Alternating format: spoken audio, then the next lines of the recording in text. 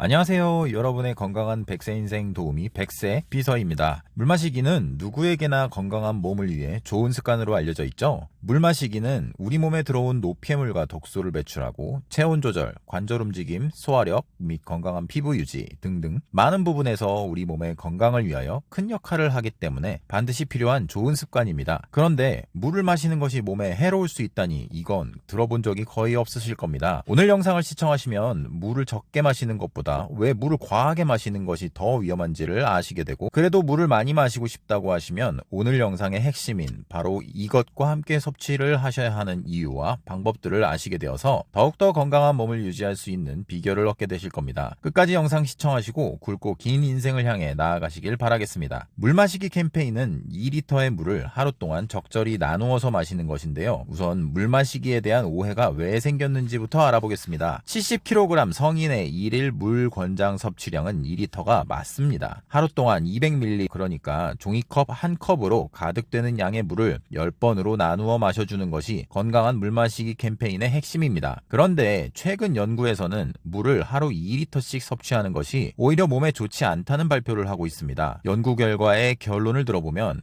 물을 적당히 목이 마를 때 마시라는 건데, 적당히 목이 마를 때? 그러니까 그게 얼마나인데 하고 궁금하게 되실 거고, 저렇게 얘기하려면 나도 하겠다는 생각이 드시죠? 우리가 하루 중 섭취하는 음식에 들어있는 수분 함량 때문에 이런 적당이라는 얘기를 할 수밖에 없었던 것입니다. 아침, 점심, 저녁 식사로 섭취하는 음식의 7-80% 역시 물로 구성이 되어 있고, 이미 그러한 음식의 물 성분으로 하루 권장량의 일부분을 충족시키고 있다는 얘기입니다. 라면을 한 그릇 식사로 먹었다고 가정을 해보겠습니다. 그렇다면 500ml 정도 물을 넣고 끓이고 국물을 좀 남긴다고 해도 300-400ml 정도의 물을 섭취하게 됩니다. 이렇게 라면만 3끼니를 먹는다고 쳐도 1000ml, 그러니까 1리터 이상의 물을 섭취하게 되는 것이죠. 보통 사람이 한 끼니에 먹는 식사량은 라면 한 그릇보다 더 많은 것이 보통이고, 그렇다면 물의 하루 섭취 권장량인 2리터의 절반 이상을 이미 음식에서 섭취하고 있다는 얘기가 됩니다. 문제는 우리가 매일 섭취하는 음식의 양이 사람마다 다를 뿐만 아니라 매일 섭취하는 양도 그때마다 다르기 때문에 연구 결과에서 물을 얼마나 섭취해야 좋습니까? 라는 질문이 나왔을 때 목이 마를 때 섭취하는 것이 좋다라는 다소 황당한 답이 나왔던 것입니다. 그렇다면 우리 몸에 물이 부족하거나 혹은 물이 과다할 때 생기는 문제는 어떤 것이 있을까요? 우선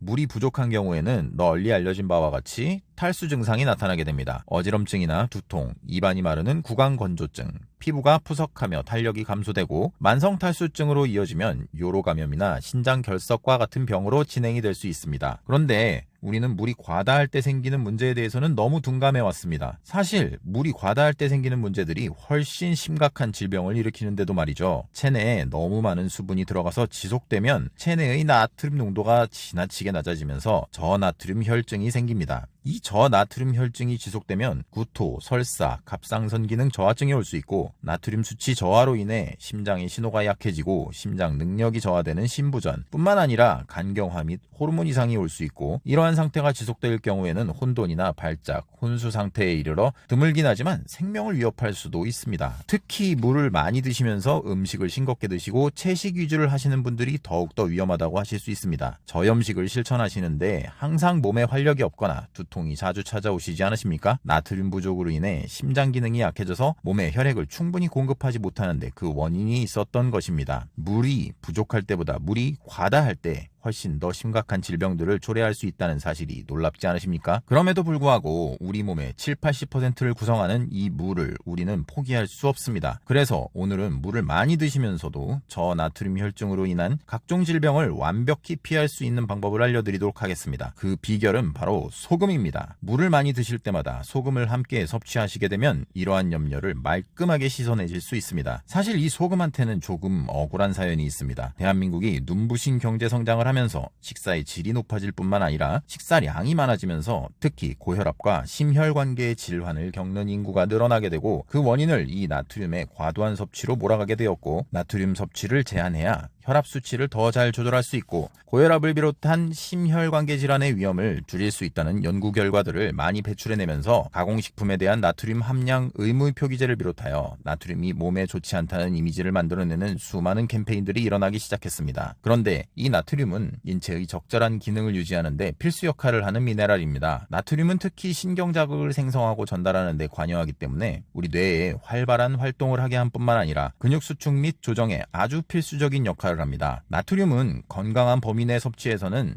혈압을 정상적으로 유지하는 데 중요한 역할을 합니다. 혈액량과 체액 균형을 조절하는 데 도움을 주기 때문입니다.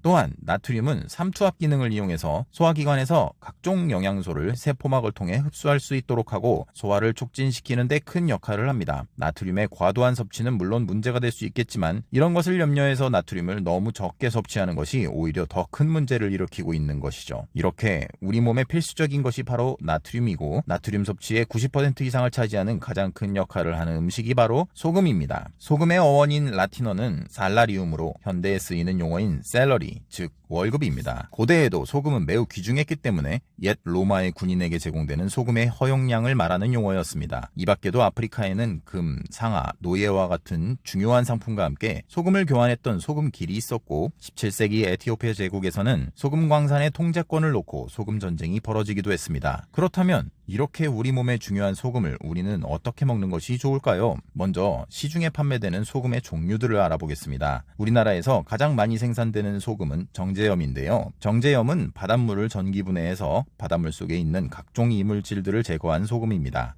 보통의 소금을 구매하시면 모두 이 정제염이라고 볼 수 있습니다. 미국 같은 해외에서 싼 값으로 구매할 수 있는 흔한 소금은 암염입니다. 암염은 바닷가에 돌에 붙어있는 소금들을 채취한 것입니다. 특별한 화학 과정을 거치지 않기 때문에 저렴한 소금이지만 돌에 붙어있는 소금을 채취하다 보니 아무래도 이물질이 들어갈 수밖에 없습니다. 암염의 색상이 순백색이 아닌 여러 색상을 띠는 것은 여러 미네랄 성분이 들어있다는 의미도 되지만 그 밖에 이물질들도 함께 들어있을 수밖에 없습니다. 미네랄이 풍부하다고 해서 인기가 좋은 천일염도 있습니다. 바닷물을 증발시켜서 얻어내는 소금인데요. 천일염은 마그네슘, 칼륨, 칼슘과 같이 해수에 자연적으로 존재하는 소량의 미네랄 들을 함유하고 있습니다. 우리나라에서 특히 유명한 죽염도 있습니다. 죽염은 대나무 가마를 이용해서 900도에서 1500도 사이에 고온에서 소금을 가열하여 소금의 특성을 향상시키는 것으로 알려져 있습니다. 대나무와의 로스팅 과정 중에 칼슘, 마그네슘, 칼륨, 철 및 아연 등의 미네랄 함량이 높아진다고 알려져서 한때 많은 유행을 했던 소금이지만 조금은 비싼 것이 단점이라고 할 수 있습니다. 최근 많이 유행하는 비싼 소금들 중에 죽염과 같이 고온에서 볶는 과정을 거치는 용융염 들이 있는데요.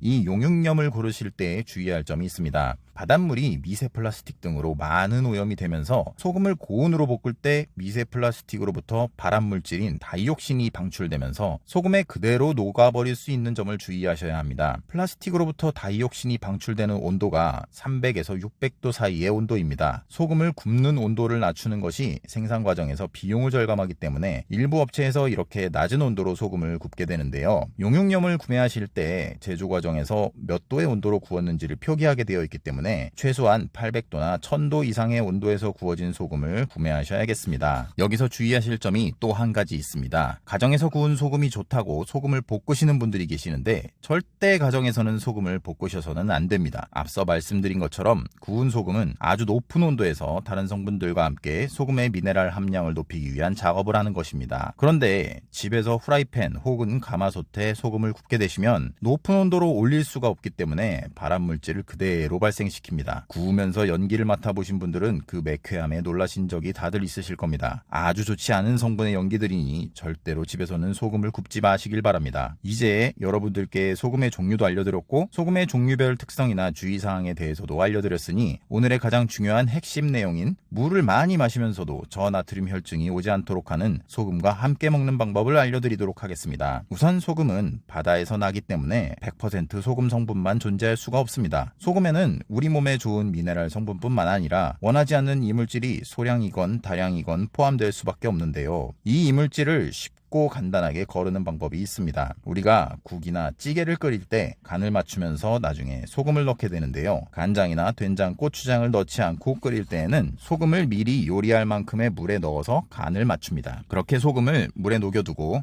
한두 시간 정도 그대로 두면 소금에 섞여 있던 이물질들이 가라앉게 됩니다. 이때 위에 있는 소금물만 요리할 때 쓰시면 됩니다. 자, 이제 물을 드실 때의 요령입니다. 나는 물을 꼭 하루에 2리터씩은 마셔주는 게 피부에도 좋고 몸의 활동에도 좋다고 생각하시면 물에 소금을 타서 드세요. 이렇게 드시면 물을 많이 마셔도 아무 탈이 없습니다. 소금을 얼마 정도 타서 드시냐면 말 그대로 간이 딱 맞을 정도로 타서 드시면 좋습니다. 혹은 시중에 물에 타서 드시는 소금들이 판매가 되고 있기도 합니다. 그런 상품들은 한 포씩 나누어져 있고 필요한 물의 양이 표시되어 있으니 적당한 양의 소금을 드시게 되는 데 도움이 되실 겁니다. 간혹 짜게 드시는 것을 선호하셔서 소금이 많이 들어간 물을 드시게 되더라도 그 뒤에 우리 몸에서 갈증을 느끼게 해주기 때문에 그때 맹물을 더 드시면 됩니다. 지금까지 우리가 물만 하루 권장량을 매일같이 섭취하면 왜 안 되고 어떻게 위험한지를 알려드렸고, 매일 섭취하시는 삼시세끼 이외에도 물을 많이 드시고 싶으시다면 이 소금을 꼭 함께 드시는 것을 반드시 권장해드린다고 알려드렸습니다. 지금까지 시청해주신 영상이 여러분의 활기찬 몸 건강에 많은 도움이 되길 바라면서